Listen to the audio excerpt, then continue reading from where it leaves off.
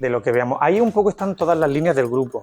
Fundamentalmente están centradas en lo que tiene que ver con agroalimentación, pero el grupo, y yo soy particularmente uno de los culpables, tiene una parte muy importante también en utilización de técnicas para trazabilidad alimentaria, ¿vale? Que eso muchas veces no está tan relacionado con lo que es la gastronomía en sí, aunque ya veréis que sí, pero digamos con respecto a lo que son los conceptos de los componentes, digamos, de una lista de cosas que componen un plato y otras cuestiones, ¿no? O de un punto de vista nutricional. En IFAPA, eso es verdad que, hombre, Rafael lo ha comentado, pues yo me gusta también un poquito, si me dan pie, comentaros lo que somos, porque muchas veces IFAPA es un poco un gran desconocido, ¿no? Nosotros somos un organismo de investigación parecido a lo que podría ser el CSIC, que depende del nacional, ¿no? Nosotros dependemos del regional, ¿vale? Un instituto fundamentalmente centrado en la agroalimentación, ¿no? Agricultura y alimentación, pesca. Tenemos 18 centros físicos en Andalucía, ¿vale? Localizaciones, aunque los centros, digamos, son 20 y tantos, ¿no? Porque hay algunos fusionados en cuanto a la gestión. Como veis, ahí están todos los puntitos, yo os cuento un poco de algunos. Eso es desde un punto de vista físico. Desde un punto de vista de trabajo, nosotros nos dividimos en 8 áreas de trabajo. Como veis ahí, acuicultura, pesca y medio marino, pues hay investigadores y técnicos que trabajan en eso. Nosotros somos agroindustria y calidad alimentaria. El nombre lo cambiaron hace 1 año y medio, antes nos llamábamos alimentación y salud. Cada presidente o presidenta que llega, pues algunas veces le da por cambiar un poquito los nombres como a ellos les parece, y la mayoría de las veces sin consultarnos a nosotros, por lo que algunas veces nos encontramos con nombres que dicen, bueno, ¿vale? De hecho algunas veces incluso dicen que son, algunos compañeros, algunos de los nombres eran incorrectos. Bueno, economía de la cadena alimentaria, ingeniería, más temas de agronomía desde un punto de vista de la ingeniería, mejora, producción, ¿vale? Recursos naturales.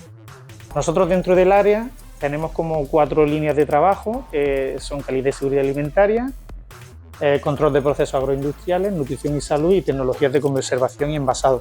La realidad es que no es que sean compartimentos estancos, es decir, nosotros prácticamente trabajamos en todo, dependiendo de los proyectos, dependiendo de las colaboraciones con las empresas. Dentro del área nuestra de trabajo, que es la que yo coordino, yo soy el coordinador digamos, científico de ese área, a nivel de gestión, hay varios centros en Andalucía.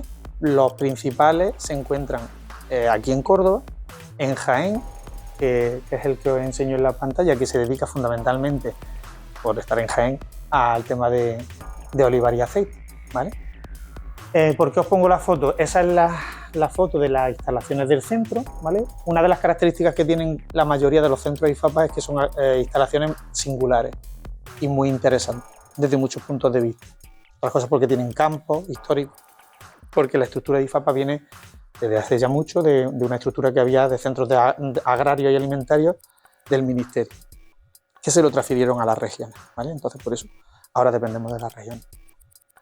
Y la mayoría de los centros, como este también, tienen instalaciones de campo que son muy apreciadas, ¿no? Porque muchas veces, y Rafael lo sabrá, la universidad se ha pegado mucho a IFAPA para muchas cuestiones de agroalimentación, porque la universidad pues, no tiene esas capacidades, tiene otras. Ese es el centro de venta del llano, que está en Mengíbar, Jaén. Y este centro tiene un banco de olivar que está por ahí, y lo que es de nuestra área, porque el olivar es del área de producción, es lo que está relacionado con el aceite. Eso que veis ahí en esa estructura que es cuadrangular es una almazara experimental. Es singular y súper potente como concepto. ¿Por qué? Porque nosotros prácticamente, nuestros compañeros, ahí pueden desarrollar todo como si fueran un productor, una empresa. Es más, hay empresas y cooperativas cuya almazara es peor que esa, en dimensiones y en equipamiento, ¿vale? Y están produciendo aceite que nos comemos nosotros todos los días. Entonces, para que comprendáis también la singularidad de algunas de nuestras instalaciones. Esa es la almazara por dentro, ¿vale? Con todo lo que veis vosotros si vais a una almazara, la estructura que transportan las aceitunas que van a las tolvas, ¿no? Y aquí están los tanques de almacenamiento de aceite. Esta gente, entre otras cosas, lo que sucede también al tener el campo es vender la aceituna, incluso el aceite cuando se hace. Normalmente aceite tú transformas lo que tienes previsto para los proyectos, pero generalmente muchas veces hay más producción de aceite y se hacen incluso botellitas para algún regalo, en algunos cursos, en algunas cosas. Eso si habéis hacéis algún cursito. Y este es un centro muy, muy importante y muy singular. Y otro que es muy importante igualmente es el IFAPA de Rancho de la Merced, que se llama, que está en Jerez de la Frontera, ¿vale? Ese está focalizado exclusivamente en vid y vino, ¿vale? Viticultura y transformación. Esa es la estructura donde que también se dan cursos y otras cosas. Y veis, ese es los bancos de vid, y hay, ¿vale?, diferentes variedades y cultivos. Ahí hacen de todo, desde un punto de vista agronómico. Esa parte, iba a decir, pues a nosotros no es lo nuestro, pero la realidad es que sí, nosotros hemos trabajado en cosas porque hay variedades que interesan algunas veces. Ahora se están potenciando, por ejemplo, la singularidad de los vinos, ¿no? Pues muchas veces ahora lo que se está haciendo es recuperar variedades antiguas que se dejaron porque por producción, pues como nos pasa con todo, ¿no? Nos quedamos luego solo con una cosa y ahora resulta que empezamos a querer tener cosas diferentes, ¿vale? Y que también pasa porque vienen plagas o vienen problemáticas de adaptación al cambio climático y resulta que la vaca que nos daba los 50 litros de leche que nosotros habíamos optimizado para que diera 50 litros de leche, ahora resulta que cada 2x3 está enferma. Y ahora resulta que nos va bien con una de 35, que a lo mejor optimizamos y nos da 40. ¿Vale? Pues todas esas cosas, es un ejemplo un poco así, pero se hacen allí y allí está, ¿ves?, la bodega donde están las barricas con las experimentaciones. Nosotros hemos trabajado mucho, estos últimos años menos, hemos trabajado mucho ligados a este grupo y ellas fundamentalmente hacían parte de la elaboración y algunas cuestiones de caracterización de los propios vinos, de qué cosas cambiaban, qué cosas estábamos optimizando, etc. Y nosotros complementábamos con otro tipo de análisis, ¿vale? Hemos estado ligados bastantes años. Y este es el centro en el que estáis, que esa es la foto un poco más singular porque es el laberinto, que es patrimonio cultural o algo así de Andalucía. Ahora mismo está en crecimiento porque varias riadas durante el 2000 y pico, porque el río, a ver si yo me oriento dónde estamos, está allí detrás, ¿no? Creo que sí, ¿no? El río sí, para allá. Sí, sí, sí, para allá, sí, para allá. Bueno, el río es que está aquí a poco, entonces se desbordó y de haberse anegado, yo te recuerdo una vez que el río llegó ahí a donde están los aparcamientos, pues ahí llegó a la casa esa grande que hay ahí, que es la biblioteca, pues ahí llegó el agua y se pudrieron, empezaron a pudrir y hubo que cortarlo, hubo un escandalazo porque se cortó el laberinto, este tipo de las películas, y se volvió a replantar y está ya muy bonito. Yo lo he visto este año y está muy, muy chulo. Este laberinto se llama Alameda del Obispo porque esta era la residencia del obispo en el siglo pasado, que ya no sé si es el anterior. El otro. Vale, y vivía aquí el obispo. Este edificio es nuevo, pero lo otro es ese que se ve ahí al fondo, que es donde tenemos nosotros la gente que se dedica fundamentalmente a formación. Esa era la residencia del obispo. Y ahora os cuento alguna cosita, porque esos son los centros que son más de nuestra área, ¿vale?, de investigación, pero os cuento varios detallillos de centros del IFAPA, que por lo que también comprenderéis la singularidad y porque algunas veces pues lo que nosotros hacemos no lo puede hacer nadie.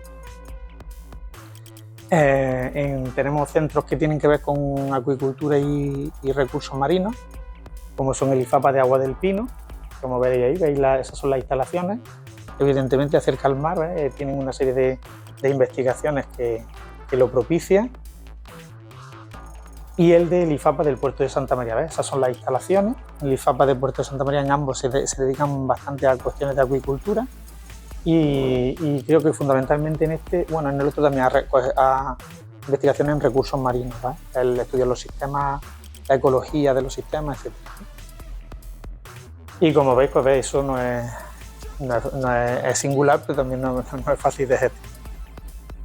Se dedican a cultivo de moluscos, esas son parte de las instalaciones.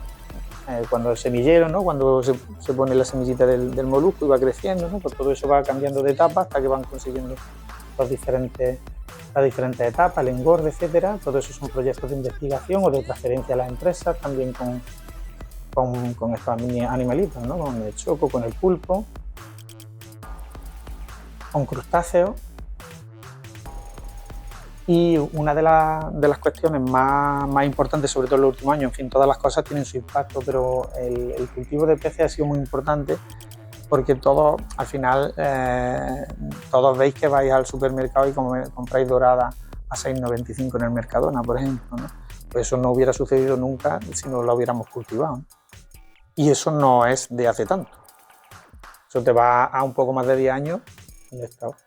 Pues uno de los principales investigadores que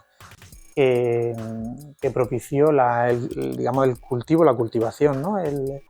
de lenguado en España y el desarrollo en empresas, es uno de los investigadores que trabajan en el Toruño de IFAPA, ¿no? Tienen muchos convenios con empresas y han trabajado en lenguado, en corvina y en dorada. Dorada fue más fácil, se introdujo mucho más rápido, pero el lenguado fue más complicado, aunque ya está totalmente implementado, ¿no? Es muy bonito, las instalaciones, me enseño algunas fotos, son espectaculares. Tú vas allí, eso son naves llenas de este tipo de recipientes donde están los peces. Esto es, a ver si había uno de antes. Este otro de los centros, podréis imaginar que no me voy a parar en todos, pero sí un poquito las cositas y un poquito que más se pueden resaltar, porque luego algunos otros pues tienen líneas de investigación que son comunes a otros diferentes. En el IFAPA de Málaga, en Churriana, están principalmente dos líneas de investigación muy fuertes, que son la de fresa y por ende cultivos frutillos, frutos rojos, porque esto viene del inglés y nosotros, como normalmente eso es en Centro Europa donde están este tipo de cultivos, nosotros no tenemos ni palabra casi para definirlo, ¿vale? Se llama berries, sería en inglés, ¿vale? Pero nosotros no tenemos un equivalente porque es que no es nuestro. A pesar de que seamos los primeros productores de fresa y de frutillos casi de Europa. Y allí está el principal grupo de investigación y de mejora genética de fresa, uno de los más importantes de Europa. Y otra línea de investigación muy potente es la de cultivos tropicales, ¿vale? Como sabéis, mango y aguacate pues ahora están hasta en la sopa, ¿vale? Bueno, pues una parte la principal parte de culpa la tiene la climatología. No nos vamos a apuntar nosotros lo que no nos dejaría hacer el terreno, pero IFAPA tiene mucha culpa en la extensión y la propagación de lo que es los agricultores y toda la capacidad que tiene la agricultura allí, porque esta gente pues trabaja en que saber qué suelos van mejor para unas variedades, qué opciones dan, qué problemas de plagas, riegos, etc. Entonces esta gente trabaja allí.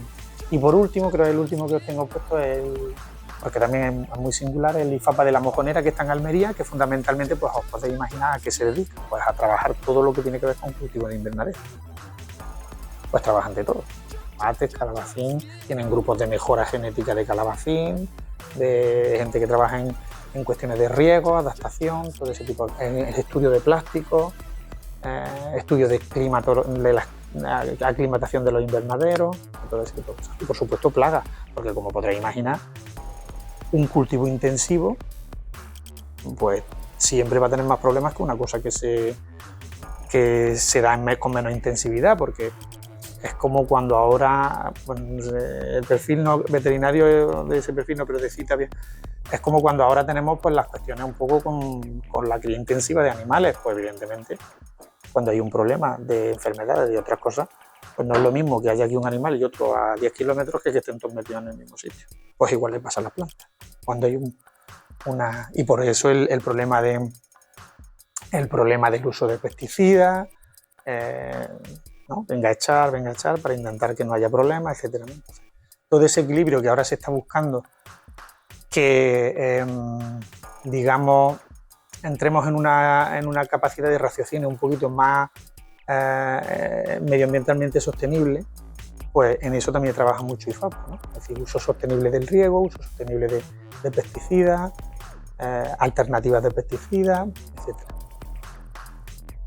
¿Vale? Me he enrollado un poquito demasiado casi en los centros, pero bueno, yo no sé ni qué hora es, pero vale, voy calculando un poquito así.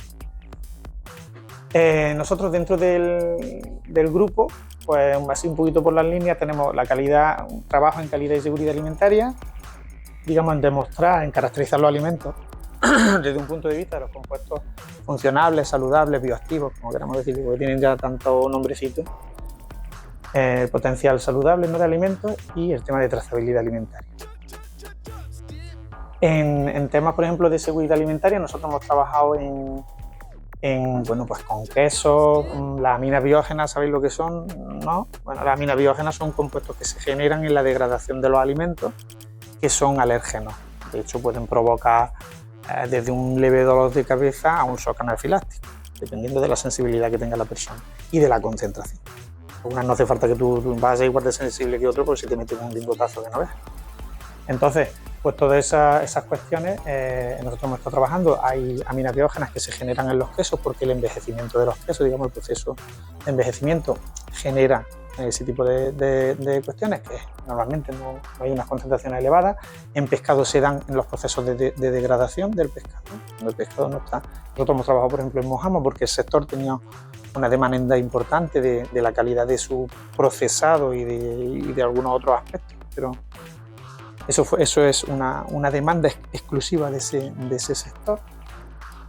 Hemos trabajado en otras cosas, por ejemplo, las almendras, sabéis que tiene la amigdalina, es un compuesto que está ligado al cianuro, que se desprende cianuro de la ácido cianhídrico, y por tanto las almendras, si tienen una concentración alta, pueden provocar un problema simpático, pero además está legislado.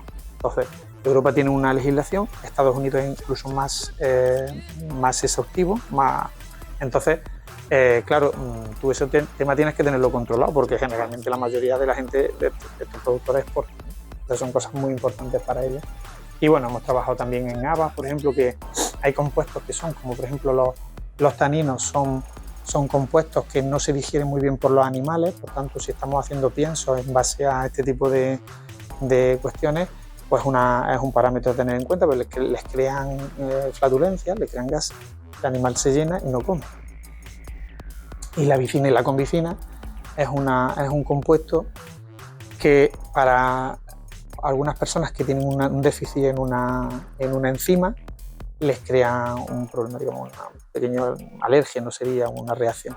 Entonces, todo ese tipo de cosas se optimizan. Las compañeras nuestras, por ejemplo, con las que nosotros hemos trabajado, que aquí se dedican a la mejora genética de habas, para todas estas cosas, pues nosotros le hacemos la parte química, digamos, ¿vale?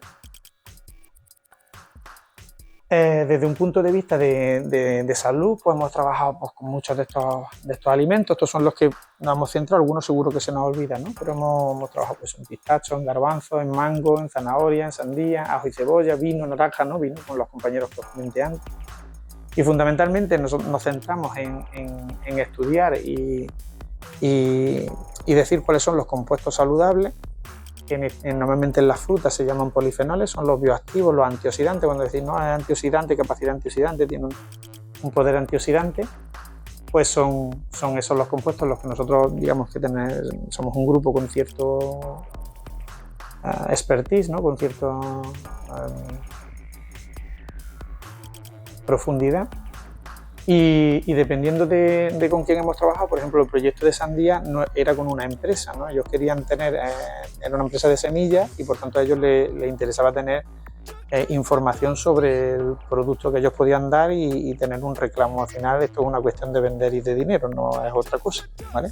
También está la salud del consumidor, evidentemente, estamos hablando antes de seguridad alimentaria, otras cosas, pero cuando hablamos de empresas, pues la empresa lo que quiere, y algunas veces con el tema del bioactivo, ahora de los bioactivos que está muy de moda, yo también lo digo, no me gusta, digamos, ni mentirme a mí mismo. Es decir, nosotros estudiamos una serie de cuestiones que son muy interesantes, pero hay veces que se ponen de moda y el fondo, hombre, muchas de estas cosas que es una dieta mediterránea y las frutas, las hortalizas que están en esa base, pero que también vendemos. Pero sin embargo hay una empresa que encuentra un reclamo comercial en esas cosas y gana más dinero, y a mí, yo te puedo decir, pues da igual que compres eso, que esto es la verdad, pero lo compras. Entonces, bueno, pues esto también son darle arma un poquito a mover la economía y a crear puestos de trabajo, que no deja de ser.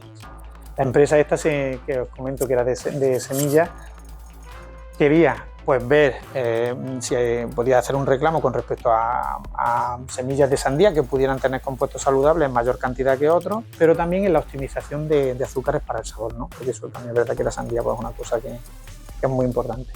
Y bueno, pues ahí se estuvieron haciendo alguna serie de cosas. Trabajamos con una compañera que son del grupo de leguminosas que trabajan en habas, también trabajan en garbanzos, y en un proyecto pues estuvimos estudiando lo que eran los garbanzos de diferentes variedades, pero sobre todo orientadas a variedades coloreadas, ¿vale? Estamos acostumbrados a ver garbanzos pálidos, marroncitos, pues ahí esos son también garbanzos, ¿vale? Los veis verdes, azules, amarillos, rojos.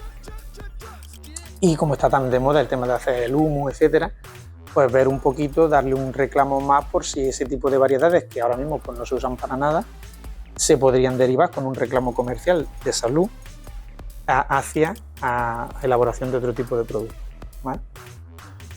Y bueno, tenemos un proyecto muy importante, interesante en mango, pues sí, poniendo de manifiesto los compuestos saludables y ligados un poquito también a las empresas que aquí, pues la principal zona, la única zona de Europa donde se producen tropicales es en España, en la costa málago-granadina, como sabéis, la costa tropical que se llama. Todo lo demás viene de otros países, es decir, Sudamérica, África, ¿vale? Entonces es muy importante pues darle un poquito de todo lo que se pueda empujar a lo nuestro, pues estamos hablando que gente, es verdad que han sido dos, también las chirimoyas, y ahora se están desarrollando muchos más, la papaya, pero tenemos que tener en cuenta que es la única zona donde se produce y evidentemente eso no lo llevamos nosotros de Europa, ¿vale? Luego no podemos competir muchas veces con precios, pero es verdad que si tiene que venir de Brasil el mango y vais ahora a Mercadona, que ahora es cuando está el mango de Brasil, pues yo os invitaría a comprar solo cuando hay producción nuestra, porque la realidad es que lo que viene de fuera generalmente es bastante malo. Porque si tienes que hacer, no sé cuántos son, 30.000 kilómetros o no sé qué, metido en un barco, pues imaginad que lo cogen verde, no, lo siguiente. Entonces, el mango no está bueno, ¿no? Hemos trabajado mucho también en berry, muy interesantes los trabajos que nosotros hemos hecho con compañeros también nuestros que trabajaban con variedades. El trabajo de los arándanos eran con empresas que están en Huelva, muy interesadas en un momento en el que querían diversificar y cambiar de solo hago fresa a otras cosas. ¿Por qué? Porque cuando hay un año más regular, sí, bueno, bien, pero cuando es más regular, si a lo mejor tienes diversificar la producción, pues el golpe es menos, ¿vale? Y eso fue hace ya por lo menos 5 o 6 años y se trabajaba también ver un poco la zona aquella, sabéis que es en el entorno de Doñana. Allí tienen un problema importante por la agricultura, que no deja de ser prácticamente casi intensiva porque está muy concentrada. El consumo de agua, que están dejando un poco Doñana regulín, y lo que tú luego echas con tus fertilizantes que va otra vez al acuífero, contaminación de acuífero. Entonces, ellos estaban un poco optimizando el consumo de agua de los cultivos y ver si optimizando un poco, que eso se llama estrés hídrico, ¿no? Un poco por debajo de las necesidades reales que tiene el cultivo, tú producías más o menos, que son la producción, y luego con qué calidad, ¿vale? Y alguna de las cosas que eran muy interesantes es que un cultivo estresado generalmente suele tener parámetros de calidad un poquito por encima del cultivo que tiene todas sus necesidades, porque pues muchas veces la fresa o el arándano suele ser más turgente, más durito, evidentemente siendo agradable. Pero un producto de este tipo que es muy perecedero, una fresa cuando la compráis una semana en tu casa no te dura, ni en el supermercado. Pues si es un poquito más durito, esa va a durar 2 días más. No estamos hablando de 2 días más con respecto a 7, estamos hablando de un 20 un 30% más de vida. Eso es dinero en los estantes de un supermercado. Cuando ellos tienen que retirarlo antes, a ti te van a pagar menos. Si le dura 3 días más, son 3 días que está más disponible para ti, para comprarlo, por tanto, más dinero pagan por ello. Y nosotros vimos eso y algunas otras cuestiones cuando trabajamos con fresa, que también, por ejemplo, querían implantarla en Almería, aunque al final eso fue fallido, pero sí tienen que regar en Almería, riegan con aguas de peor calidad, porque son aguas salinizadas que vienen de las desaladoras y de estas cosas. Entonces, alguna de las cosas que se veía es que cuando tenían un poquito de más concentración de sal, el fruto tenía más calidad, era más durito, duraba más, hacía que la planta, al tener un poquito el estrés de la salinidad, se defendiese generando más azúcar en el producto y por lo tanto eran fresas con una concentración mayor de azúcar. Hemos trabajado también en naranja, ¿vale? Todos acordaréis un poco del tema de los zumos de naranja y el sabor un poquito amargo, la limonina, ¿no? Pues hemos trabajado con los grupos que trabajan en naranja para ver variedades de naranja que tengan menos concentración de limonina, a su vez que estén más dulces, y también pues, bueno, parámetros como la vitamina C, ¿no? Muy importante en la naranja, pero también en las berries, ¿no? Las berries también son muy ricas en vitamina C, ¿no? Cuando antes he hablado de los, por conceptos sencillos que se suelen quedar y que yo creo que es interesante, cuando he hablado, por ejemplo, de los garbanzos y los colores, cuando son frutas, el color, mucho color está asociado a polifenoles. Prácticamente en algunos casos a carotenos también, que son otros bioactivos antioxidantes, pero los lipófilos y los hidrófilos, conceptos de eso más o menos. Pues todo lo que son, por eso los arándanos, las fresas, son muy ricos en polifenoles, ¿vale? Exactamente. Las antocianinas son un grupo característico de las berries, un grupo de polifenoles específicos de las berries, en el que las berries son muy... Pero por ejemplo las naranjas son en flavonas y flavanonas, que es otro grupo de polifenoles, ¿vale? Los nombres esos no son importantes. Lo importante es la asociación de color y propiedades saludables. Por ejemplo, estos son los colores, el azul, el rojo, ¿vale? Son polifenoles. Normalmente el verde son carotenoides, el naranja, ¿vale? La zanahoria. Entonces por eso hay un poco, cuando a mí me hizo una gracia, porque cuando a la tienda de barrio, además, no al supermercado grande, fui a comprar calabacines y digo, ¿no tienes calabacines verdes? Y dice, no, pero tengo los blancos. Digo, vale, pero los blancos te los compro, porque en los blancos, verás, hay fibra, pero yo quería los verdes, precisamente por eso, ¿vale? Entonces, bueno, son pequeñas cosas, pero cada uno tiene su... Y en esto es ver lo que he comentado de trabajar, por ejemplo, me estoy tocando en la naranja, cómo se consigue este tipo de cuestiones ya orientadas, por ejemplo, a la obtención de zumo, pues utilizando diferentes variedades como las variedades blancas, que se llaman, que tienen baja concentración en limonina, las variedades sucreñas, que son especialmente, y diría yo exageradamente, altas en azúcares, tan exageradamente que yo eso no lo sabía y lo aprendí sobre la marcha en el proyecto, que son desagradables. Tú hacías el zumo y de hecho una variedad de naranja que no la vais a encontrar para consumo, ni para hacer zumo tal cual, ni porque tampoco son de mano, ¿no? Son más bien de zumo. Pero hacías el zumo y claro, tú medías luego, daban unos parámetros de azúcares muy altos, pero lo probabas, pues decías, bueno, esto va a estar de escándalo. Pues está hasta cierto punto desagradable. Es un sabor porque está muy desbalanceado. El balance es entre los sólidos solubles totales, SST, que son los azúcares, ¿vale? Una nomenclatura de decir los azúcares que tiene, y la acidez. Cuando nosotros nos metemos un alimento en la boca y nos gusta, generalmente es porque esa relación está balanceada. Me da igual que los dos números sean pequeños o los dos números sean grandes, pero el cociente es el mismo. Hacer una idea de esa cuestión. Y en el caso de esta es que no tienen prácticamente acidez y tienen además un valor de sólidos solubles totales muy alto. Pues es tan extraño como que pruebas el zumo y te sabe casi a podrido. Te sabe a podrido. Cuando está pasada una naranja, que es súper característico, pues así sabe. Pero bueno, ¿cómo es posible? Nosotros nos hartamos de reír los primeros días que nos llegaron las muestras. Y íbamos todos a probar la y luego, claro, como estábamos haciendo el zumo de todas, generalmente los días de triturar zumo, pues hacemos un vaso de precipitados grande o una botella o lo que sea y los vamos echando todos. Claro, cuando ya están mezclados, nos pegábamos unos desayunos de escándalo. Zumo estupendo. Pero, oye, impresionante. ¿Vale? Luego hemos trabajado también con tipo ajo negro y cebolla negra, que ahora comentaremos alguna cosa. Incluso ahora vendrá mi compañero Jesús, que os comentará un poquito también de este ejemplo, que ha sido una colaboración con empresas muy significativa, muy interesante y muy satisfactoria. Y luego también Alicia tiene un trocito de cuestión de nuestros propios estudios, que ahí hemos trabajado ya mucho hasta el final de hacer pruebas, ensayos con humanos y otras cosas, ¿no? Trabajamos con la zanahoria morada, que no sé si os sonará, probablemente no, a mí tampoco hasta entonces. pero hay una zona en Cuevas Bajas, a lo de Málaga, que es característica y además es muy preciada. Y ellos querían darle un poquito de tema y además incluso una empresa que era la que potenció el tema hizo elaboraciones de zanahoria morada y es muy interesante este tipo de cuestiones porque también son, digamos que cuando hablamos de la España vaciada, ¿no? Que es vaciada porque no es vacía, ¿no? Es decir, yo no me he quedado vacío porque yo quiero, no, me vacío.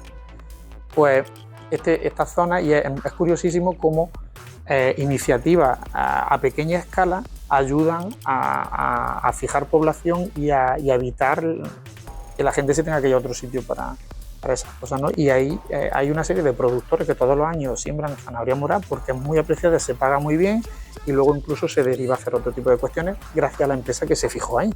Es que las cosas son, algunas veces parecen, ¿no? Pero... ¿Eh? No es original. Fueron los para el sí.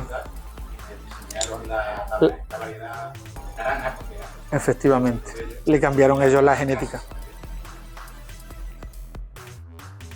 De hecho, cuando yo estuve con este tema, hay de un montón de más colores, muchísimos más colores, amarillas, y la realidad era esa, que yo me quedé un poco flipado, ¿no? Porque al final hay que ver cómo, cuando dicen, no, la historia lo cuentan los ganadores, ¿no? Pues eso, ¿no? Que conviene siempre rascar un poquito sobre la superficie, porque nos venden muchas historias y muchas cuestiones. Abro un paréntesis y que nadie me tire de... Pero justo ayer volví a leer una cosa que ya la he leído varias veces. Era un comentario, creo que era en Twitter, sobre otra cuestión, porque la gente se suele dar los zascas ahí en Twitter bastante gratuitamente, pero bueno, algunas veces. Y hablaban de sobre los indios digamos, sobre la leyenda negra española en Sudamérica con respecto a los indios. Y era graciosísimo porque pusieron un quesito y dijeron el ejército de... ¿Cómo se llama el español? De Cortés. El ejército de Cortés.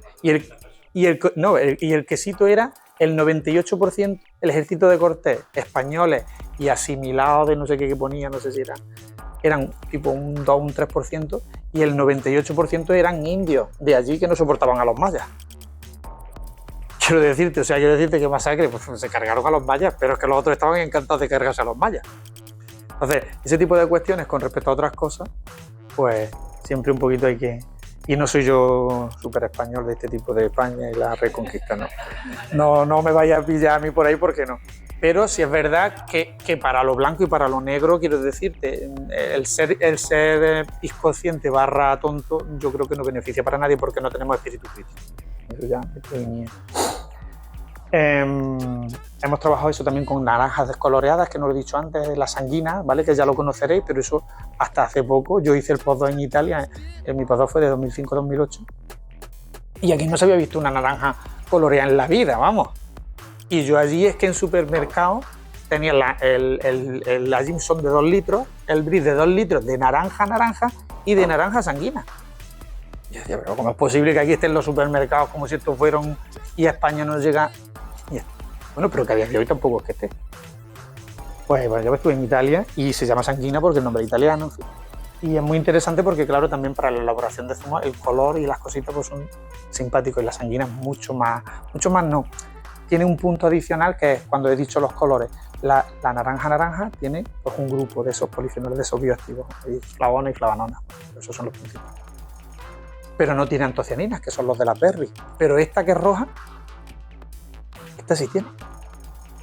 Y es muy simpático porque tú haces todo el perfil, nosotros que salen no sé cuántos compuestos, y ahí no sale ni una antocianina, en una naranja normal. Y ahora uno de los grupos principales son las antocianinas, ¿vale? Que son como las de la fresa, las de la naranja. Bueno, hemos trabajado también en pimiento. Esto era otra empresa que quería hacer esos snacks. Pues nosotros le caracterizamos todas las variedades es la misma empresa de semillas que la de la sandía. Le caracterizamos un montón de variedades y le dijimos, esta es la que más estos saludables tiene. A ver, que tampoco a nosotros que no fue un trabajazo de 2 años, vamos, que nosotros se lo hicimos, ¿sí? Tuvo su cosita. Bueno, pues ahí los tienes. Sacando además, no desde aquí ni lo leo porque a lo mejor la foto no sé qué. Pues le pusieron fulanita en snack y no sé qué. Y digo, bueno, pues si tú sacas dinero por ahí, por lo que yo te he dicho, me parece estupendo. A mí me pagó 4 duros, también te lo digo. Bueno, ahora no se llevan, ya no son duros, 4 céntimos. Y bueno, y luego nosotros hemos estado bastantes años trabajando muy en profundidad ajo negro y cebolla negra. Y fundamentalmente, bueno, pues no sé, no quiero pisar alguna cosa que digamos, pero tened en cuenta que a un productor el ajo blanco, si se lo pagan a 2 euros, eso tiene, yo creo que es el año bisiesto del bisiesto. O sea, generalmente es menos de 1 euro, 1 kilo. Si vais a por el botecito del Mercadona, el kilo aproximadamente está entre 50 y 70 euros. ¿Vale? Que una investigación mínima, que esto, hombre, yo me puedo apuntar que, hombre, hemos hecho otra cosita, pero que yo no te digo que esto ha sido una optimización, esto tiene sus problemas y sus cosillas, que ya lo contará nuestro compañero, pero que esto a la empresa tampoco te creas que le ha costado una barbaridad. Es verdad que también enganchó con nosotros y dio pinchó en petróleo, y se le hizo todo muy rápido, pero esta gente se ha forrado. Esta gente vivió un momento en el que yo creo que no sabían dónde echar el dinero. Yo siempre lo cuento, yo cuando empezamos a trabajar con ellos, esto se hace en unas cámaras como si fuera, a lo mejor esta habitación la dividiríamos en 3, ¿no? Cámaras, una cuestión de control de humedad y temperatura, por tanto una cámara hermética, y ahí meten bandejas del ajo blanco y se va haciendo, ¿no? Se va poniendo negro, y cuando yo fui había 3 cámaras, ¿vale?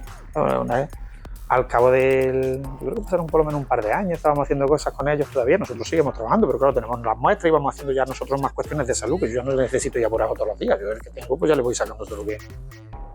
Y cuando fuimos hicimos otra visita, que además nos enseñaron varias cosas que estaban pasando por un pasillo, leo 25, sobre yo creía que era una cámara, pero leo 25 y digo, ¿esto qué es? Dice, pues el número de la cámara, y el 25 no era el último. Y claro, yo debo reconocer que me quedé bastante impactado. Y digo, ¿cuántas tenéis? Dice, sí, dice, pero es que este ya no es el sitio más grande. El sitio grande lo tenemos. Yo me quedé muerto. Pero digo, bueno, pues ya está, contento también por ellos, ¿no? Ellos se convirtieron en interproveedores únicos de Mercadona, por tanto, imagínate. Si vais a Mercadona está allí, ¿eh? No, es que yo creo que lo conoceréis probablemente. Lo que tiene es que, no sé si lo habéis probado el ajo negro. Pues tiene una textura como de regaliz, un poquito más granuloso, y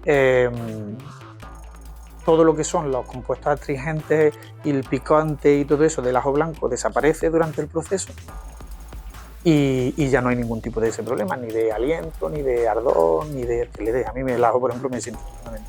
Pero hay gente que se come un ajito con la aceituna y está todo el día repetido ahí. Yo me como 50, porque además me encanta. Pero es verdad que, por ejemplo, el aliento y todo eso, pues todo eso se va. Entonces al final es un producto que yo conozco un poco, gente que luego ya se fanatiza un poco, que es por la mañana se toman 2 o 3 ajitos negros, porque es verdad que es bueno desde un punto de vista de salud. Se toman 2 o 3 ajos negros, tú no te vas a comer en la vida un ajo blanco por la mañana, vamos, si no quieres estar berreando todo el día. Entonces comprendes también ese tipo de evoluciones cuando tú vas a hacer un proceso industrial y una optimización y una transformación te da otra cosa, tiene otra cosa, que es más guay, que se vende. Esto, que es bueno, yo qué sé, sabe a regaliz, no lo he dicho, sabe a regaliz, es impresionante, porque el cerebro, el mío, se cortocircuitó el primer día que me lo probé, luego ya me da igual, porque claro, tú estás comiendo eso y tu cerebro es como si tus ojos no asimilaran que tú estás comiendo eso, porque tú lo has visto, ¿no?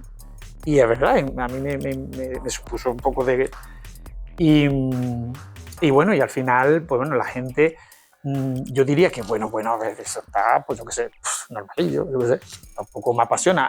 Los míos, algunos han llegado a odiarlo porque tuvimos tanto ajo negro que no lo soportan. Y bueno, pero la gente se lo toma por una cuestión de salud. Es como, hombre, yo digo un poco, y yo no sé si Rafael se me va a mosquear un poco, pero es como yo digo, como el que come alpiste, ¿no? En plan, toda esa furrifalla que ahora se come, que a mí me parece todo alpiste, y que bueno, eso no está. Yo si te lo echas en un yogur, porque te comes el yogur. La quinoa, lo que echas en agua y sé que eso no es la quinoa, es la chía. Así que, pues yo qué sé, yo muchas veces ni de textura me parece agradable, ni de sabor, ni de nada. Entonces, ¿qué pasa? Pues bueno, que sí, que ya está, son cosas, pero no las comemos. ¿Por qué? Pues porque ya tenemos un concepto de salud, tanto por compuestos saludables como por fibra. Todo eso que, oye, a mí me parece súper bien que lo tengamos todos asimilado, ¿no? Es verdad que, hombre, porque no lo podemos permitir, porque si no tuvieras para comprar un poquito de pan, una poquita mortadela y Santas Pascuas. Pero el asimilar esos conceptos también permiten que un mercado y otras cosas pues pasen cosas como estas, ¿no? La gente, pues esto se lo toma un poco, yo digo, un poco fanatizado, no es positivo, pero un poco como por un concepto de salud, por un concepto, ¿no? Y es la realidad, ¿eh? Yo conozco... Grandes chefs empezaron a, sobre todo el ajo negro, que utilizado, Acordaros, han hecho mucho, bueno, el salmorejito de ajo negro que han hecho, que está curiosísimo, pero acordaros que yo además estábamos justo en esos entonces, que estábamos nosotros con la investigación de eso, la segunda final de Masterchef, que fue la segunda, hizo ajo negro en uno de los platos de los dos que llegaron a la final, que creo que entonces eran dos, hizo una no sé qué de ajo negro, que yo me quedé y digo, joder, el tío este que encima ya se estaban forrando, digo, madre mía, es que ya no puedes pedir más a la vida. Porque es como, joder, mi producto estrella en Masterchef en prime time a yo no sé cuántos millones de personas. Y bueno, ahí os pongo un poquito, ¿no? Que esto no se cuenta bien porque si no os decimos cómo y no podemos. Bueno, nosotros hemos trabajado en muchas otras cosillas, yo por deciros también así cosas que desde un punto de vista de la gastronomía. Nosotros tuvimos un proyecto y hemos tenido varias cosillas con el tema del roce con el mundo del vino. Por las cosas singulares, ¿no? Porque ahora todo el mundo lo que quiere es algo como un poquito diferente o que sea una variedad, no sé qué. Se ha recuperado mucho, que en eso no entro, el tema de variedades autóctonas, que a lo mejor dan menos producción, que esto que lo otro, pero dan unos sabores y unas cuestiones que estamos acostumbrados a que todo sea por las variedades que nos vienen, la Syrah y la no sé qué, que nos invaden de otros sitios, pero es que eso es lo que pasa en la vida, porque producen muy bien, no tienen a lo mejor enfermedades, y todo eso muy... Pero claro, ahora tú quieres una cosa, tú produces Syrah y no sé qué, no sé cuánto, y ahora resulta que tu mano de obra no es competitiva con el otro sitio, o aquellos tienen la fama, pero tú no. Entonces ahora tienes que buscar tu espacio, que además en el máster no lo sé, pero que vosotros seguro que habéis estudiado cosas de posicionamiento estratégico, de marketing, de esas cosas, no sé si en el máster. Y nosotros hicimos dos cosas que la verdad es que fueron bien interesantes. Una, trabajar los rosados andaluces. En Andalucía nunca se habían hecho rosados. Nosotros ahí hicimos varias cositas y estuvo muy curioso. Pero la que un poco más me gustó, que luego al final no parece que le veo yo mucho la pata salir, pero supongo que venderán, que es un estudio que hicimos con los espumosos andaluces. Eso sí que es verdad que no había prácticamente nada. Fue un estudio con los champán, los cavas y espumosos andaluces. Sabéis que todos son espumosos, lo que pasa es que no se les puede poner el nombre. Champán solo puede ser para la región de allí, autorizada, y los cavas son los cavas autorizados en las regiones en España, que son la zona de Aragón, Cataluña y Extremadura. Además no se puede llamar, son espumosos y ya. Y lo chulo de un poco del estudio y eso es que nos salían las cualidades o características eran muy, muy competitivas con respecto a lo que habíamos, a los perfiles y a las cuestiones que salían de los cavas y de los champán, ¿no? Entonces, pues bueno, ahí eso se sacó y muchas veces también las empresas no saben sacarle partido a algunas cosas, ¿eh? Y también que algunas veces en el mundo de la ciencia vivimos un poco, hacemos cosas como, uy, qué interesante esto que he hecho, pero ¿y a dónde va? Porque se llama la transferencia, la palabra transferencia, el IFAPA, los proyectos de... nosotros son proyectos de investigación, transferencia y también existe la parte de formación, ¿no? Pero la formación, bueno, un curso, lo que tengas, pero investigación y transferencia, que muchas veces no.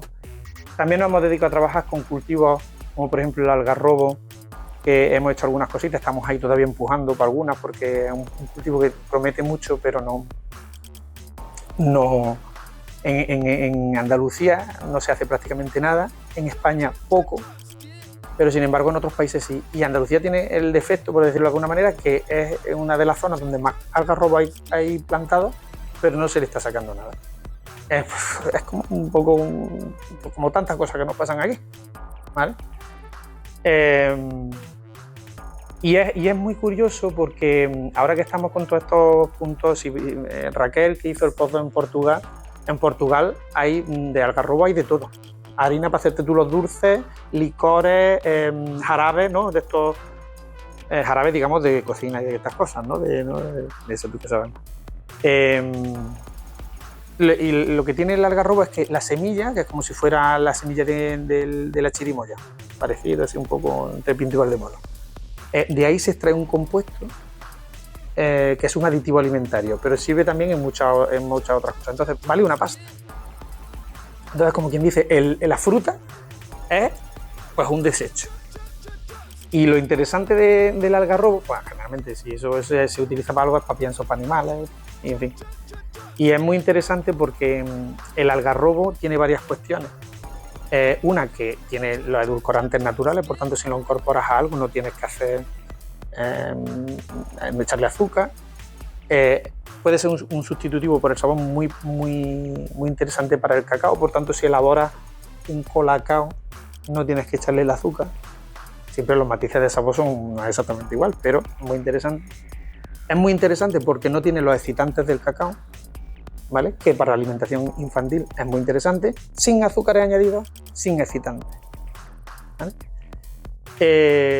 Y luego también tiene unos perfiles de compuestos bioactivos muy interesantes. Nosotros estamos ahí intentando digo porque hemos pedido algún proyecto y no nos lo han dado porque consideran que es más importante otras cosas, pero claro, luego también dicen nuestros compañeros que son agrónomos que hace unos años hubo un estudio para profundizar en qué árboles o qué tipo de árboles pues se irían al carajo con el cambio climático. Por ejemplo, uno de ellos que lo estamos viendo muy esto es la encina. Y la de esa tela sí tiene importancia aquí. Pues la encina ya tiene una enfermedad y fundamentalmente se debe a que ya se dan una serie de temperaturas y otras cuestiones en los suelos que hacen que ese hongo pues dé problemas y ya no se muere, ya no llega el invierno con frío, etc. Y en el estudio salió, que ya no me acuerdo cuál era el segundo, el algarrobo y otro árbol que serían los que probablemente subsistirían a la evolución de cambio climático. Y nosotros aquí tenemos mucho y no hacemos nada con él. Exactamente, un espesante. Pero es en la industria de las pinturas también, y no sé dónde. Y bueno, las pinturas, pues no tengo ni idea, supongo también por espesantes. Efectivamente. Aquí el algarrobo, los pueblos se quitan. Cuando seca la vaina, pega la cabeza, la gente lo va evitando. Es el nivel que tenemos aquí de producción. Sí, claro. Y en el mundo árabe, se ha con la algarroba. Cuenta después, antes de era uno de los productos más demandados porque eran muy deliciosos. Yo creo que ahí también eso, como le ha pasado a algunas otras cosas que luego recuperamos como si fueran, es que era comida de pobres. Sí, la posguerra pues es que era la comida de los cochinos, pero quiero decirte que yo conozco familias que evidentemente, pues a la vez que los cochinos se comían ellos las algarrobas. No había mucho más, pues no había mucho más. ¿Vale? Y había, ya no me acuerdo cuál es el compuesto de la antidiabético. El antidiabético, el compuesto de la algarroba. No me acuerdo. Vale. Tiene un compuesto también, me viene ahora mismo, que es, y además ya se demostrado en algunos estudios,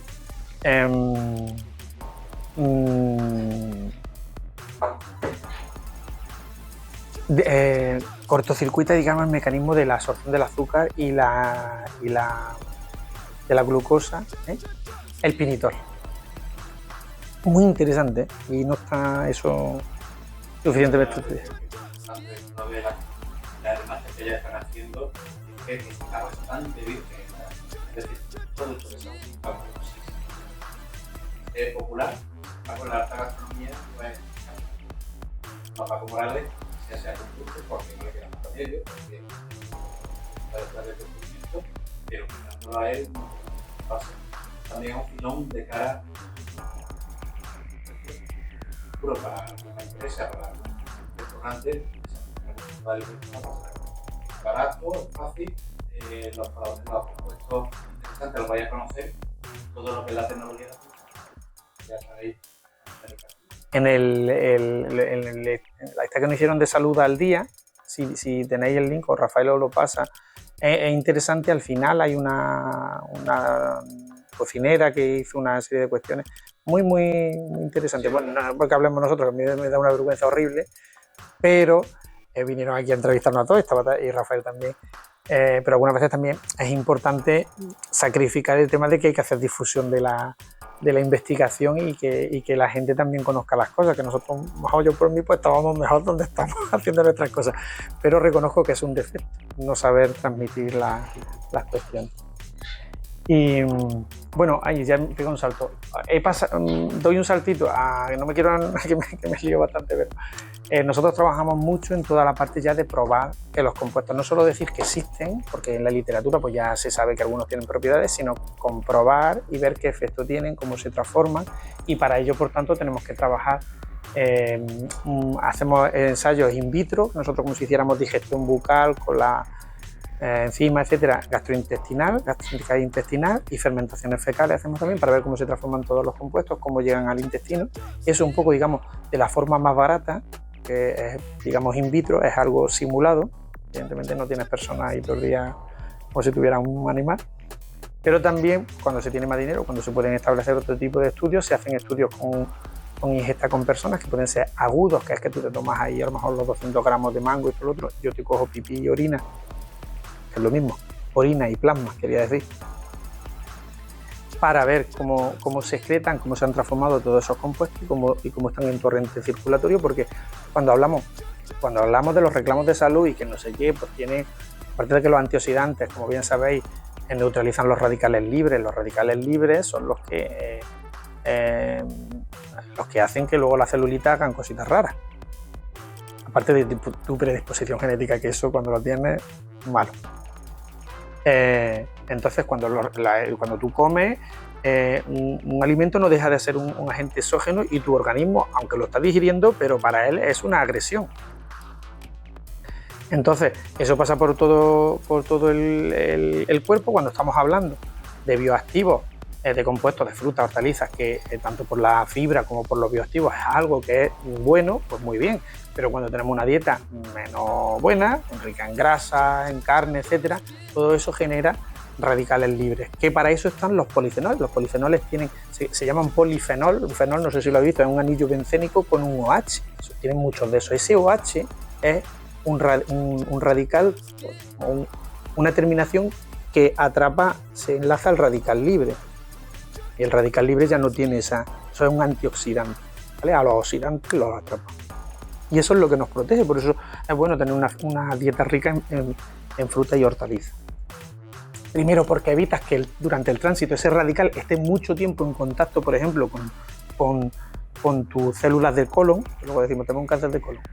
El cáncer de colon es, sí o sí, un problema de dieta, aparte de un problema genético, si lo tienes, ¿no? Evita la fibra que esté, además la fibra también tiene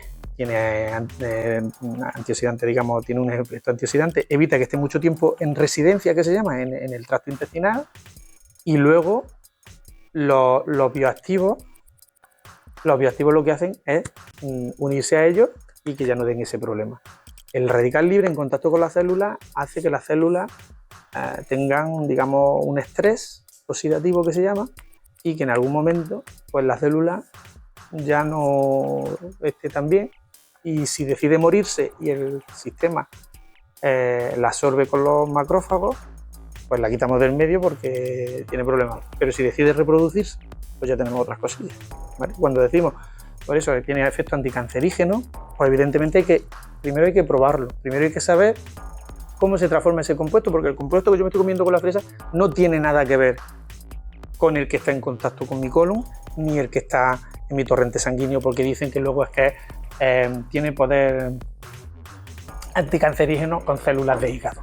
Pues muy bien, pero es que yo tendré que saber cuál es el compuesto, que se llama metabolito, la molécula que llega al hígado, que no es evidentemente la que yo me comí con la fresa. Pues para eso son todas estas cosas. Si yo no estudio cómo se transforman, yo no puedo saber cuál es el metabolito que está en el torrente sanguíneo y que es el que va a pasar por el hígado, el que va a pasar por el riñón, el que al final, cuando yo analizo la heces o el pipí, pues vemos en el pipí muchas veces lo que se hace es un balance de lo que entra por lo que sale. En las heces vemos qué es lo que había al final. Pues todas esas cosas, eso luego tiene unos conceptos teóricos, técnicos, digamos, que se llaman, que tienen esos nombres, que es la biodisponibilidad, bioaccesibilidad, bioactividad, que no debe ser la biodisponibilidad, eso es al final de esos compuestos, cuáles son los que realmente están activos o disponibles cuando llegan a mi intestino, por ejemplo. Cuáles se han transformado en la saliva, cuáles se destrozan y se cambian en el estómago y durante el tránsito intestinal. Eso es al final la cantidad, que no deja de ser una cuenta, lo que entra, lo que sale, lo que se transforma. Eso es el concepto un poco de biodisponibilidad, que Alicia ha hecho una tesis entera y seguro que sabe hasta más que yo, y que yo creo que he explicado a lo mejor en unas palabras muy poco técnicas, pero más o menos para que os hagáis una idea. Y nosotros pues un poquito eso es lo que, esa es una de las líneas digamos más avanzadas, un poquito de punto más así. Y bueno, nosotros pues bueno, hemos hecho un ensayo con ajo negro con pacientes hipercolesterolémicos y obesos para ver qué efecto tenían sobre parámetros que se llaman de estrés o estrés oxidativo y parámetros de inflamación que se llaman. Todos los problemas que nosotros al final no dejamos de tener a día de hoy y que tienen que ver, por ejemplo, incluso con el estrés diario, el estrés normal, ¿no? Esto que digo, estrés oxidativo es otra cosa, ¿no? El estrés que sufren las células con esos oxidantes, ¿no? Todo eso generan parámetros de inflamación en el cuerpo, ¿no? En nuestro intestino, y todo eso es un poquito lo que muchas veces compensan dietas buenas, ¿no? Y el alpiste, ¿no? Y todas estas cosillas, ¿no? Que no dejan de ser luego cosas que hay que reconocer que son buenas. Otra cosa es que consideremos que están buenas, que es distinto. Porque a mí un choricito de mi pueblo pues me gusta bastante más algunas veces que otras de esas cosas, ¿no? Y bueno, nosotros ahí ya cuando le doy para adelante yo no puedo darle para atrás. Bueno, y un poco alguna de estas cosas, y voy a intentar ir un poquito más rápido, es eso, ¿no? Pues ver cómo los polifenoles, cómo entran, no cómo entran y cómo se van ramificando, qué es lo que hacen en los riñones, qué es lo que pasa en el intestino, qué es lo que pasa por el hígado, etcétera. Y nosotros pues nos dedicamos a estudiar todo eso también para probar, para demostrar que al final eso tiene esa... ¿Por qué? Porque al final también cuando tenemos definido todo, un poco digamos toda la ruta, nosotros también trabajamos por ejemplo en cultivos celulares. Es decir, nosotros ahora ya cuando enseñamos los laboratorios, crecemos células de cáncer de colon. Entonces, nosotros tenemos ahí las células de cáncer de colon, pero sobre esas células de cáncer de colon yo no voy a probar el polifenol que yo me como en la fresa, porque eso no va a llegar a las células de cáncer de colon. Entonces, si yo no hago todo lo demás de estudios, algunas veces, nosotros que nos hemos dedicado a esto en los últimos años, que no éramos antes, joder, es que todo eso, porque hacer cosas con personas no te creas tú que eso ni por dinero ni por facilidad. Entonces, para hacer esa ya en la célula, tú tienes que pensar en los metabolitos que has descubierto, por ejemplo en el plasma, en el torrente sanguíneo, pero ya no solo, sino el compuesto en que se ha quedado, que algunas veces lo que se queda es una cuarta parte del compuesto original, por decirlo así muy bruto, ¿no? Pero además en qué concentración, ¿eh? Porque claro, echar una cosa sobre una cuestión y que las mate, pues a lo mejor el matar ratas también y no me lo voy a comer, ¿vale? Entonces, un poco que todo lo que se creía hasta hace unos años es un poco la punta del iceberg respecto a de lo que al final son los metabolitos un poco de la microbiota colónica, ¿no? Cuando habré hablado del intestino, del colon, sobre todo, ¿no? De un colon saludable, pues ahí hay microbiota. Esa microbiota se multiplica y se fomenta por la fibra y por los bioactivos, ¿eh? Entonces, el que es muy rico, por ejemplo, en carnes, que tiene poco tránsito intestinal, los radicales libres están mucho más en contacto con sus células muchísimo más tiempo, no tienen antioxidantes que se los quiten, la microbiota en otra forma. Pues eso es un poco como tarde o temprano, chicos. Bueno, pues chicas. Y bueno, pues eso es un poquito nosotros lo que hacemos, ¿no? Esta estructura, ¿no? Entre el alimento, el estómago, el intestino delgado o grueso, pues todo eso nosotros lo simulamos en experimentaciones, ¿no?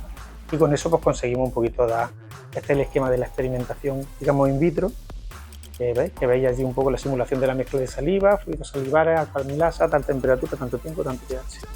Pues nosotros hacemos el triturado del alimento, lo metemos en un matraz, hacemos eso, de lo que resulta vamos a estómago, de lo que resulta vamos a intestino y de lo que resulta vamos a colon, ¿vale? Eso sería in vitro.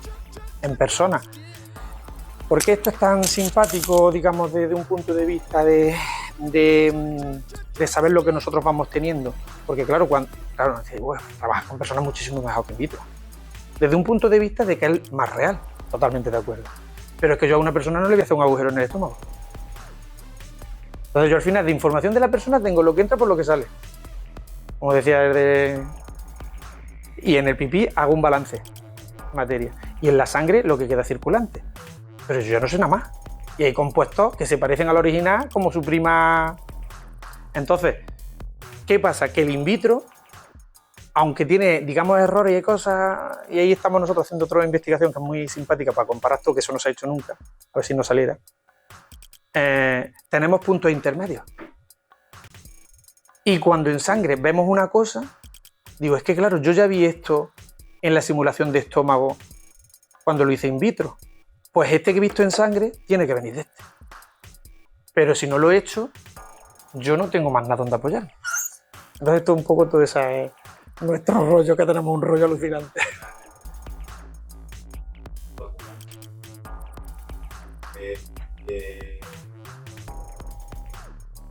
Además, le llegó un enfermo, una herida de bala en el estómago. Entonces lo curó como pudo, pero le quedó un orificio. Una bala en el estómago. Para los tres estaba allí en la familia.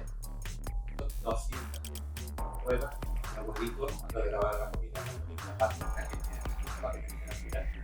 avanzó la barbaridad hasta que le llegó un viejo y viene mal, una vaca cinturada, un agujero por el cual cuanto más información. Que ya creo que me parece que eso no se puede hacer. No, digo, porque yo recuerdo cuando estaba de postdoc que había uno que me dijo, un irlandés, ya te digo, yo terminé el postdoc en 2008 y me decía, Fran Monahan, súper apañado, y me dice, no, dice, tenemos allí la vaca esta fístula, que yo no sé cómo se decía ese día, dice, la tenemos ahí como oro en paño, dice, porque cuando la palme ya no nos dejan hacer ni una más. En Ecuador todavía.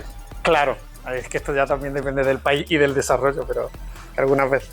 Y bueno, pues un poco de algunas de las cosas, algunas de estas diapositivas que son muy centradas por los ojos, lo que yo quería decir con algunas de las cosas que ya he comentado es que evidentemente lo que no se puede hacer, como en algún momento se ha hecho y que gente ha sacado publicaciones y que hace hasta 4 o 5 años he visto yo algunas y era como, por Dios bendito, si esto cómo lo vas a hacer, hacer el zumo de la naranja y ahora lo echas en las células y se las cargan, claro, ya te digo, y el matar rata y lejía, pero es que ni esos son los compuestos ni esa es la concentración. Si no has hecho un estudio en persona, porque evidentemente los estudios in vitro no sirven para hacer los ensayos en células. Pues los estudios in vitro, a mí cómo se cambian los compuestos, esto, lo otro, pero son tan gruesos, digamos, grosso modo, que evidentemente lo que tú nos tengas de una persona no es tan fiable como eso, porque ya estamos hablando incluso de rangos de concentración con lo que tú puedes probar en los ensayos en células, por tanto. ¿Vale? Y bueno, eso son cositas de los ensayos de cultivos celulares, ¿no? De cáncer de células cancerosas, de hígado, de colon, en fin, el epitelio intestinal para hacer algunas otras cosas. Bueno, ya luego os cuento más. Y luego, pues bueno, os cuento algunas cosas más de la si fueran, ya voy un poquito más rápido de las líneas de investigación nuestras. Algunas que evidentemente con todo el tema de gastronomía es la puesta en valor de alimentos. Nosotros hemos trabajado, por ejemplo, con los de mango y aguacate porque quieren hacer una IGP. ¿Sabéis lo que es denominación de origen, indicación geográfica protegida? ¿Sí? Bueno, pues esos son los sellos un poco de calidad. Y esta gente pues quiere hacer una IGP, han tenido varios intentos fallidos porque eso hay que fundamentarlo bien, etcétera. Y nosotros hemos trabajado con algunas técnicas en las que, bueno, yo por la parte de trazabilidad, ya os digo que yo soy el más culpable de la parte de trazabilidad. La parte de bioactivos pues son más Gema, la doctora que se ha incorporado ya con Plaza, Raquel y algunos otros compañeros. Aunque yo ya me he hecho de aprender muchísimo de eso, pero ellos son los expertos y hasta yo voy a unas cosas y yo no me importa que cada uno sea en lo suyo, evidente. Y yo siempre lo he dicho, nadie puede saber de todo y es más, no es deseable. Porque los grupos interdisciplinares son mucho más ricos.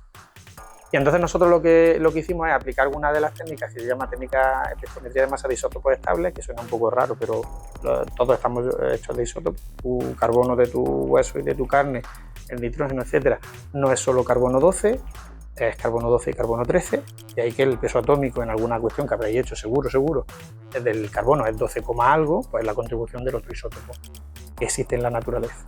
Por tanto, esa técnica tiene la capacidad de medir los dos, aunque eso es muy complicado, pero esa técnica la tiene. Y esas medidas están relacionadas muchas veces con la situación geográfica, con los hábitos de los animales, y por tanto, por eso se aplican en algunas de las cuestiones que yo os comento. Y esta gente tiene desde hace bastante muchísimo interés en hacer la IGP, pues todavía no lo han conseguido. nosotros hemos hecho 2 publicaciones científicas que pensamos hacérselas, empaquetárselas en un informecito y que vuelvan a intentarlo con la Comisión Europea. ¿Lo conseguirán? No lo sé, pero desde luego es bastante más de lo que tenían. Y no han puesto ni un céntimo. Que también hay que decirlo porque nosotros hemos canalizado fondos europeos para poder hacer la investigación. Eso es con la asociación de tropicales, que se llama. Y bueno, eso, y porque hay algunas estas, en las que nosotros hemos hecho unos modelos de clasificación, hemos cogido mangos de prácticamente casi todos los países productores, de aguacates también, y hemos hecho modelos de esto es español y todo lo demás es otra cosa. Por lo tanto, conseguir un modelo que tenga una clasificación muy alta, porque tienes poco arroz, porque claro, si el arroz es grande, pues tú me dirás, ¿para qué te va a servir? Entonces, hemos conseguido unos modelos muy interesantes, cogimos muestras durante 3 años, los modelos tienen en torno a 100 y pico muestras, no es que sean una barbaridad, no son pocas, pero sí es verdad que si los resultados son muy buenos, quiere decir que por lo menos la técnica te encuentra cosas que son muy características para poder discriminar, ¿vale? Y nosotros hemos conseguido unos resultados muy buenos. Esas son las 2 publicaciones que hemos hecho en inglés, evidentemente. También hemos trabajado, esta técnica también se utiliza, como he dicho, para el tema de los hábitos de alimentación, por ejemplo, de los animales. Se utiliza mucho en ecología para ver si no son más carnívoros, más herbívoros, más omnívoros, más no sé qué, porque comen esto, comen lo otro. Entonces nosotros trabajamos con grupos, no es este ejemplo, que este es propio nuestro, porque esto es de industria, pero trabajamos con grupos que trabajan en esas cosas, ¿no? Yo le hago los análisis, yo no tengo por qué ser eso. Y ellos ahí hay modelos y otras cosas y averiguan qué es lo que le pasa a la dinámica de los animales en la naturaleza. ¿Y por qué cambian? Porque cuando viene un invasor, yo me acuerdo de algunos de los ejemplos cuando he ido a algún congreso muy simpático, ¿no? Viene un invasor y ahora el pez que está aquí era, pues imagínate, fundamentalmente el 80% carnívoro, se alimentaba de otros peces y herbecitas del fondo, o alguitas o lo que sea, ahora resulta que vuelven a analizarlo y ese ahora tiene una dinámica de inversa, de un 20% de carnívoro. ¿Por qué? Porque el invasor que ha llegado se come todo lo que él ya antes se comía. Y es la única forma que tiene, aunque parezca increíble, con una técnica analítica que analiza un trocito de músculo súper pequeño. Microgramos hablo, con nada me sirve. Y esa información no la tienen con nada más. Por eso, esa parte de esta tecnología que nosotros tenemos aquí, cuando Rafael hablaba de algunas cosas, es verdad que nosotros somos, la parte bioactiva hay más gente haciendo cosas y el equipamiento nuestro es muy bueno y nosotros somos bastante buenos, no tengo abuelas, pero es así. Pero bueno, es algo más extendido. Pero en esta parte somos muy singulares. Aparte de, bueno, ya no lo sé, pero singulares. En Andalucía, en laboratorios de isótopos estables, hay muy pocos. Y que se dediquen a alimentación, ninguno. Nada más que nosotros. Entonces, este fue un proyecto que todavía queremos hacer alguna cosita más, pero no nos da la vida para todo. En el que con la técnica queríamos ver, sabéis que el ibérico de más calidad es el de bellota. Y luego pues está el que come un poco de pienso y bellota o el que come solo pienso, ¿no? Un poco detectar la adición de pienso en la dieta para que no te vendan gato por liebre, porque no sé si lo habré puesto aquí como... Estamos hablando que cuando veáis, ahí está por kilo, pero para que os hagáis una idea, el jamoncito que ponga ibérico, evidentemente tiene que poner, si es de bellota, pero que es un jamón que te lo encuentres por 90 € de ibérico en el Carrefour, eso no va a ser nunca de bellota. Eso ya os lo digo, ¿no? ¿Por qué? Pues porque no puede ser. Estamos hablando que uno de bellota, en alguna cosita así muy interesante, puede estar en 300 €, que te lo encuentres, que son 7 kilitos, si quieres pagarte 20 y tantos, un poquito más, depende de 6-7 kilos. Pero bueno, o sea, cada uno, y algunas veces te puede dar un... ¿no? Pero evidentemente lo que no es de recibo es que a mí me vendan gato por liebre. Y es que no hay técnicas analíticas que se utilicen en esto. Lo único que hay son las visitas a la finca. Pues claro, visita a la finca, que además tiene otra cosa que es muy curiosa, y es que yo pago al que viene a certificarme los cochinos. Entonces, si no dices que es lo que yo digo, pues tú me dirás si vas a trabajar el año que viene. Entonces, no sé, a mí el sistema me parece que tiene un pequeño problema, pero no hay técnica analítica.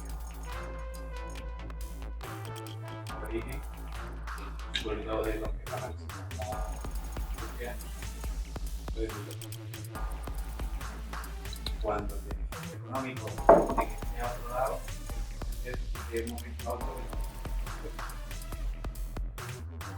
No, por ahí sueldo. Que si te complemento un 100% del sueldo, a mí te doy 1.000 euritos, no me supone nada, ¿no? Un rato con 1.000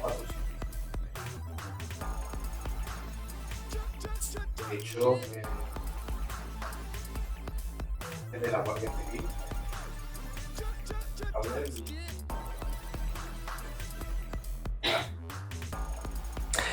También te digo que no sé yo ni siquiera si quieren estar interesados. Por ejemplo, las DEOs tienen mucho interés, porque las DEOs, su prestigio, efectivamente. El tema es que son las únicas que tienen interés. Porque su prestigio está en que eso sea un producto súper valorado y un producto delicatessen. Pero los que tienen más masa y más todo.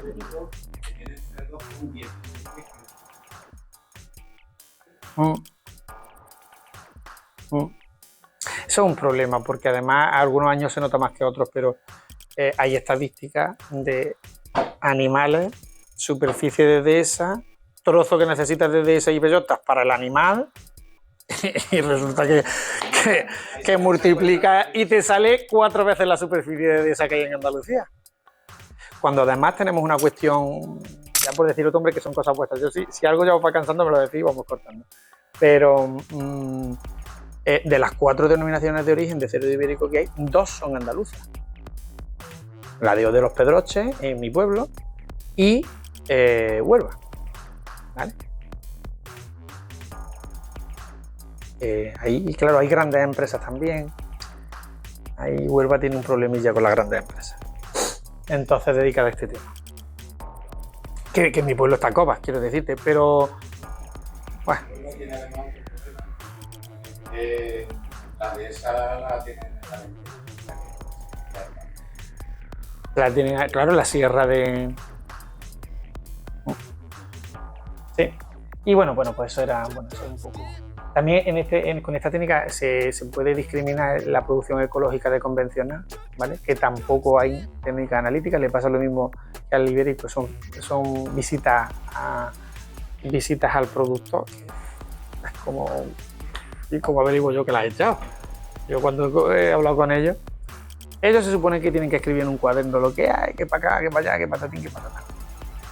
Pero bueno, entonces nosotros en esto, por ejemplo, acabamos de hacer unas publicaciones, una cosa que la administración está muy interesada y yo también lo oriento lo oriento como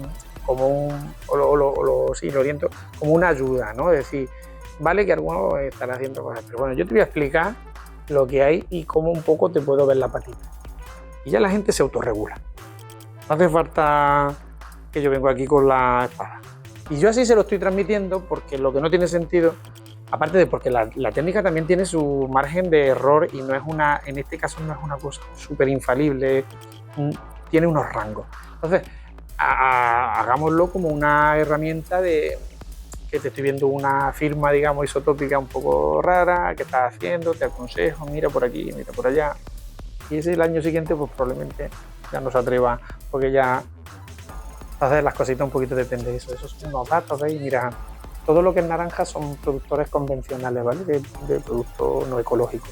Y los verdes son productos ecológicos, ¿no? Tomate, calabacín. ¿Veis? Sobre todo, por ejemplo, si os venía aquí el calabacín, los datos muy, muy, muy bajos son característicos de producción convencional, porque los fertilizantes sintéticos tienen una firma isotópica muy baja, ¿vale? Esto ya es un concepto un poquito más...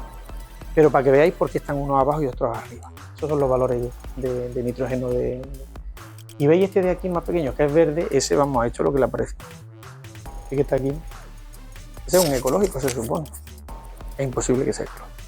Los que están más en medio, eso ya hay otra historia, también esos son los que yo te digo que dice, bueno, oye, mira que está un poquito baja, ¿qué es lo que te pasa?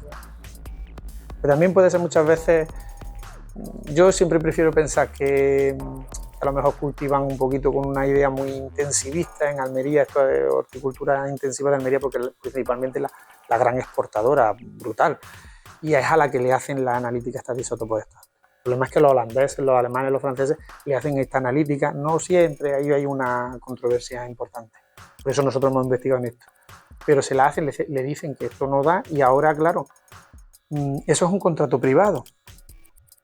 Por tanto, si yo te digo que yo no cumple con lo que yo pues ahora o te lo llevas o te degrado el precio, que es lo que voy buscando. Porque tú ya no vas a volver a mover 3.000 kilos de tomates de allí para acá otra vez. ¿Vale? Todas esas cositas, pues, y es interesante que lo orientemos desde ese punto de vista de que vamos a ayudar a que hagamos las cosas bien, que ya sabéis que os trae más cuenta aquí que no. Entre otras cosas porque Almería en los últimos años ha multiplicado exponencialmente la superficie en ecológico, porque ellos ya se han dado cuenta que tú no vas a competir con el tomate de Marruecos.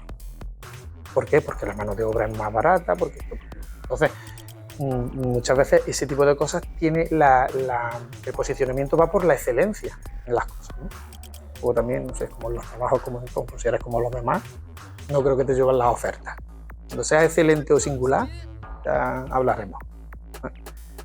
Entonces, pues un poquito eso, nosotros hemos lanzado este concepto que yo creo que va a tener éxito, que es como, cuando te digo claramente no eres ecológico, cuando te digo claramente que eres ecológico, rojo, verde y una zona un poquito intermedia. Y ahí pues vamos hablando, y un seguimiento de la finca y de esa cosa. Y bueno, ya han dado otras cosillas, hemos trabajado con compañeros, cuando digo claro, la gente, cuando hablo de los ecosistemas, esta técnica tiene tanto poder que esa información no se la dan otras cosas.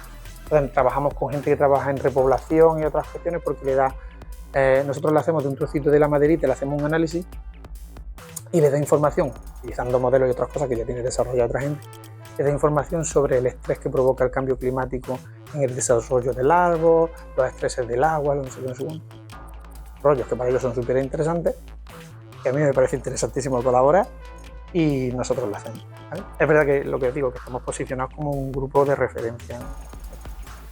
Estos son compañeros nuestros que están trabajando en la repoblación de la encina, ¿vale? En ecosistemas marinos, ¿vale? Para ver dinámica de los animales, y luego al final, esto es como todo, no hay pesca, porque el pececito pues, se ha ido para allá, se ha ido para acá, ha venido esto, ha venido lo otro. Es lo que está pasando. Pues, también con compañeros nuestros del Toruño, que es los que os he enseñado de las fotos, que trabajan en dinámica de ecosistemas marinos, el boquerón y todas estas cosas, que al final son la base de la dieta de otros peces. Desaparece el boquerón pues porque no tenemos luego no sé qué. Yo no soy experto en esto, como se ha ido el boquerón, pues como comprenderá el que se lo comía también. Estos son de esas cositas, ¿ves? Ellos hacen esta gráfica y resulta que de ahí sacan que el bichito este se había ido para dónde, para el verano se había movido para allá, para la primavera para acá, hacía no sé qué, no sé cuánto, y claro, y la pesca pues había ido con el bichito. Pues estas son las cosillas, ¿no? En agroecosistema, esta es muy bonito porque fue una idea que lanzamos entre los compañeros de Almería, que trabajan en protección de cultivos, es decir, trabaja en protección de cultivos con lucha biológica, que es en lugar de echar pesticidas, trabajamos con animalitos que se van a comer al bichito que se come tu plantita, ¿vale? Entonces, ¿qué es lo que le pasa? Que ya en Almería, como es tan grande el mercado de este tipo de cosas, porque no quieren echar pesticidas, sean o no sean ecológicos, fijaros lo que se ha avanzado allí. ¿Por qué? Porque hay dinero. Si tú vendes mucho, quieres calidad, quieres diferencial. Incluso los que no son ecológicos trabajan con lucha biológica. ¿Por qué? Porque un análisis de pesticidas positivo en cantidad mayor de la que de eso ya te has jodido bastante tiempo. Es que los que te han comprado no te van a comprar, aunque el año que viene no lo eches. Entonces, esto es muy, muy importante y ha adquirido tal volumen que hay empresas que se dedican a fabricar, digamos, los bichitos, cultivar los bichitos y vendérselos a las empresas para que ellos luego los suelten. Y tenían la duda, que es el estudio este que hemos hecho con ellas, que ya se ha publicado una cosa y ahora hay otra cosa, es cómo podemos saber que lo que a mí me venden de estos bichitos luego están haciendo las cosas que yo quiero en el invernadero. Porque si yo lo suelto y se van, pues dime tú, un pan como esto, pues como se suele decir, ¿no? Porque me he gastado, esto no, que sea barato, lo he hecho y resulta que no me hace nada cuando me viene la plaga. Pues tú estás aquí, hay una filosofía que yo aprendo muchísimo de esto, porque todas estas cosas de colaboración interdisciplinar pues te enriquecen, aunque algunas veces se me va a petar la cabeza, pero aprende muchas cosas porque es pues que ponen un setito que los bichitos mientras están, porque también no solo son, como se dice, de comer bichos, sino que también se alimentan de plantas. Pues hay un seto especial que les gusta, se quedan ahí mientras que esto, y cuando aparece el pulgón, pues ya ven al pulgón y van al pulgón y a la planta, y sobre todo el pulgón y al pulgón y el pulgón, y te acabó con el pulgón, y cuando no, me vengo a la planta. Pues para ver todo eso, tú no tienes ninguna arma y tú estás allí recogiendo cada 2x3, que es lo que hacen muchas veces, ¿no? Van con una aspiradora y aspiran por los sitios, ven dónde están, que están haciendo, pero eso. Entonces, ideamos una cosilla que es con los isótopos, marcamos los bichos, marcamos la planta y vimos los bichos que chupaban de la planta, vimos los bichos que iban para acá, que iban para allá. Curiosísimo. para ella ha sido un salto cualitativo en la investigación impresionante, muy bonito. Y bueno, y eso, pues ahí veis el bichito, cómo se zampa en larva a los pulgones, lo veis allí en la foto. Pues bueno, esa es la lobular y esa es la planta, la marcamos, vimos que hacían unos, cómo iban, dejamos un invernadero control, otro invernadero con nuestro show y ya vamos viendo qué pasa, ya hacemos la firma, unos tienen y ya establecen ellos conclusiones. Yo estoy para acotarles qué es lo que se puede o no se puede hacer con nuestra filosofía de la técnica y ellos pues con su conocimiento de lo que quieren averiguar. Y el último que os pongo, que al final he llegado y yo, bueno, un poquillo me he enrollado de más, pero esto es una colaboración que de trabajo nuestro tiene muy poco, pero ha sido muy interesante. Un chico que quiere hacer la tesis en tema de esto. Alicia, si quieres, a lo mejor a decirle a Jesús. Con el tema de los jabalíes, la caza y todas estas cosas.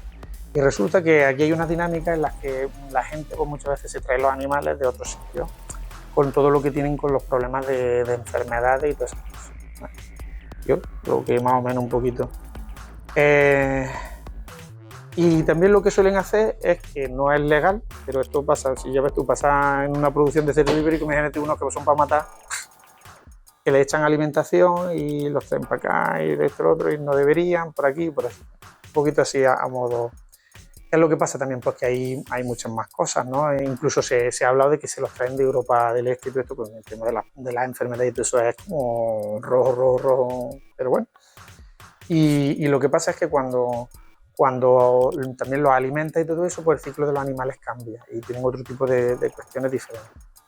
Entonces, claro, él quería saber si en la finca él va después de las cacerías y toma muestras, como pelo y músculo, creo. Nosotros nos hemos dedicado al pelo porque es muy interesante, porque el pelo lo puedes subdividir y ver la evolución.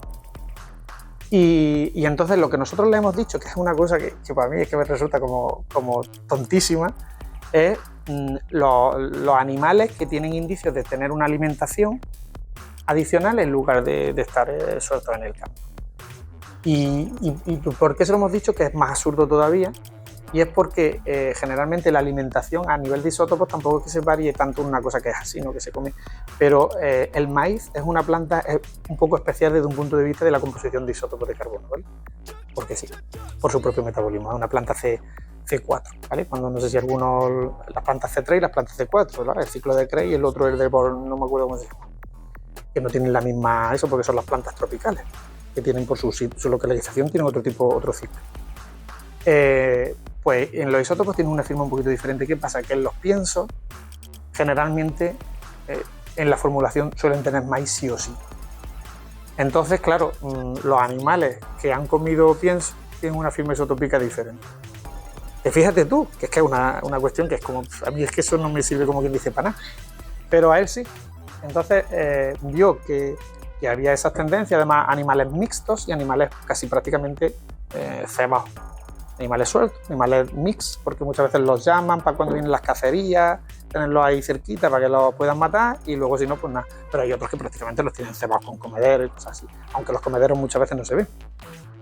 Entonces esa es la gráfica de ver los animales que tienen, se alimentan C3, los diferentes C4 y los mezclan. ¿Vale? C3, C4. Pues eso nosotros se lo dijimos y entonces él pudo establecer diferencias de los grupos y luego hacer otros estudios, como por ejemplo que el microbioma del animal, de su intestino, etcétera, era mucho más pobre del alimentado. Por tanto, más factible a enfermedades, a desarrollo de problemas. Los que se alimentan, pues las hembras entran en celo antes, tienen más animalitos. Claro, el animal que está bien alimentado, generalmente el cuerpo reacciona a cuestión de reproducción. Tienen más animales, entran varias veces en celo y al final lo que está produciendo es, con una tontería de una firma isotópica, está sacando unas conclusiones que de hecho ya lo ha publicado, de aumento de poblaciones, problemas de que todas estas dinámicas tienen interacción con la población. Luego nos preguntamos, el COVID, pues las zoonosis son que problemas de animales nos vengan a nosotros, pero esto lo estamos provocando nosotros. Para que uno venga a pegar 4 tiros, no me quiero meter con nadie, pero... ¿Vale? Pues esas son las cositas, el acceso a la zona urbana, zoonosis, pues eso es lo que ha concluido el chico de un análisis de DNA que yo le he hecho de un pelo, ¿vale? y es un poquito la historia completa de lo que... Vamos, alguna cosa se me olvida, pero el dicho ya es que se pasarán porque en el grupo tenemos tantas líneas que algunas veces ellos no saben de todo lo que hacemos la esta. Y digo, si queréis venir un rato al rollo exhaustivo, porque ya que Rafael me dijo que me liara un poco más en plan